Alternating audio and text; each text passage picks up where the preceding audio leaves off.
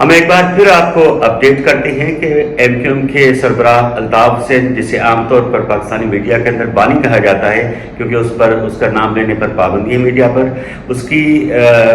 تقریر پر پابندی ختم کرنے کے متعلق درخواست پر آج سماعت ہوئی۔ یہ درخواست کے متعلق ہم پچھلے ویلاگ میں آپ کو بتا چکے ہیں کہ الطاف حسین پر جو پابندی عائد کی گئی تھی لاہور ہائی کورٹ کی جانب سے، انہیں سندھ ہائی کورٹ میں چیلنج کیا گیا تھا، لیکن اس درخواست پر کافی عرصے سے سماعت نہیں ہو رہی تھی، اور پچھلے ہفتے اس کا فیصلہ یہ آیا کہ اس درخواست کو آٹومیشن جو سسٹم ہے سندھ ہائی کورٹ کا، اس کے تحت 5 ماہ کے لیے ملتوی کر دیا تھا۔ لیکن جو وکیل تھے اس درخواست گزار کے، اس نے کہا تھا کہ اس کو چیلنج کریں گے، وہ جلدی اس پر سماعت کروانے کی کوشش کریں گے۔ آپ کو یہ بتا دیں کہ یہ جو درخواست دائر کی گئی تھی، نثار پانگھر جو سابق صوبائی وزیر ہیں، رہ چکے ہیں اور ایم کیو ایم کے رہنما بھی ہیں، سندھی اسپیکنگ ہیں، یہ ان کا تعلق اب تو کراچی کے ساتھ ہے لیکن بیسیکلی یہ دادو سے بلانگ کرتے ہیں۔ انہوں نے درخواست دائر کی تھی اور کہا تھا کہ ایم کیو ایم کے سربراہ الطاف حسین پر جو پابندی عائد کی گئی ہے اس کے متعلق کوئی قانون اجازت نہیں دیتا، اور یہ بنیادی حقوق کی خلاف ورزی ہے، ایک شہری کے حقوق کی خلاف ورزی ہے۔ اور ساتھ انہوں نے یہ موقف اختیار کیا تھا کہ وہ ایم کیو ایم کے رکن رہے ہیں، پارلیمنٹ کے اندر رہے ہیں، ایم کیو ایم کے سربراہ الطاف حسین پارٹی کے سربراہ ہیں، وہ اس کی اب تک اسی نظر سے اس کی عزت کرتے ہیں، وہ ان کو اپنا سربراہ سمجھتے ہیں، اس پر پابندی ختم کی جائے۔ لیکن عدالت یہ کیس سنتی رہی اور اس درخواست پر صرف پہلے مرحلے میں عدالت نے کہا تھا کہ آپ دلائل دیں کہ درخواست ہم کیوں سنیں جب لاہور ہائی کورٹ نے پابندی عائد کی ہے۔ تو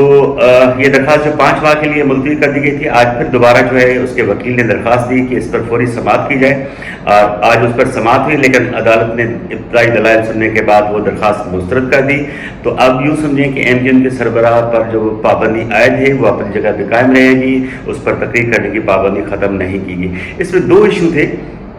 ایک ایشو یہ تھا کہ جو سندھ ہائی کورٹ پوچھ رہی تھی کہ یہ بھی ہائی کورٹ ہے اور جو پابندی لگانے والی ہے وہ بھی ہائی کورٹ ہے، تو وہاں جانے کے بجائے آپ لوگ یہاں کیوں آئے ہیں؟ تو عدالت کا یہ کہنا تھا کہ جب ہائی کورٹ نے پابندی عائد کر دی ہے تو اس کو آپ سپریم کورٹ میں جا کر چیلنج کریں۔ طریقہ کار یہی ہوتا ہے کہ ہائی کورٹ میں جب کوئی اپیل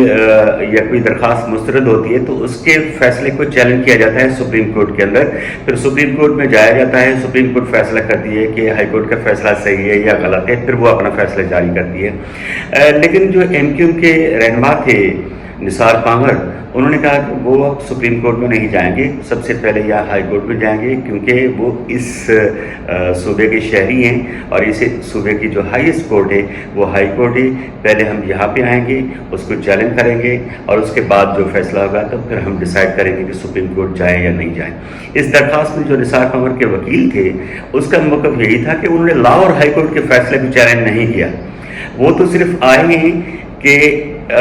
ان کی پارٹی ہے ایم کیو ایم نثار پانگھر کی اور ان کے سربراہ الطاف حسین نے اس پر پابندی عائد کی گئی ہے وہ ختم کریں، کیونکہ وہ اس صوبے کے شہری ہیں، اس کراچی شہر کے وہ ڈومیسائل رکھنے والے ہیں۔ الطاف حسین بھی اس شہر سے تعلق رکھتے ہیں، وہ کہ وہ اس وقت بیرون ملک رہتے ہیں، لیکن اس پر جو پابندی لگائی گئی ہے وہ ختم کریں، کیونکہ اس کورٹ کا یہ رائٹ بنتا ہے کہ وہ اپنے صوبے کی شہری کو بنیادی جو اس کے حقوق ہیں اس سے محروم نہ کرنے دیں۔ لیکن عدالت نے یہ بات نہیں سنی، عدالت نے مسترد کر دی درخواست۔ اب نثار پانگھر کے پاس ایک اور آپشن ہے، وہ سپریم کورٹ جا سکتے ہیں، اس فیصلے کو چیلنج کر سکتے ہیں۔ ایک اور مزیدار بات آپ کو بتائیں